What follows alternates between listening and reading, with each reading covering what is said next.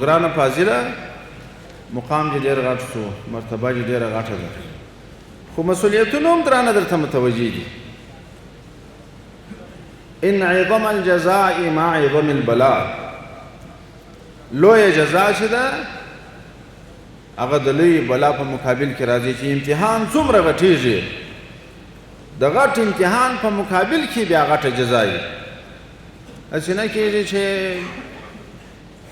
وارث الانبیاء یې، خلیفه د رسول یې، د الله تعالی ولی یې او هیڅ مکلفیات دې نه لري. مکلفیتونه ډېر درانه دي.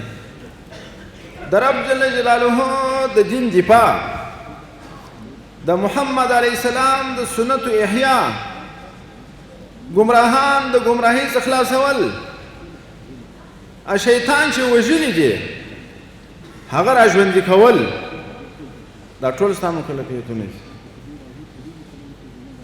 ډېر دروند بار دې په غاړه کې دي. الله پاک جل جلاله دې توفیق درکړي. د دې امت مسلمه رهبري د الله تعالی جل جلاله د کتاب قیام او د دین دوام، د اسلامي نظام دوام، دا ټول ستا په خدماتو پورې تړلي دي. هر باطل و کافر و گمراه و ناروا چې په هر ځای کې د الله پاک د دین په مقابل کې څه وایي، یوازینی کس چې مقابله یې وکړي هغه به ته یې.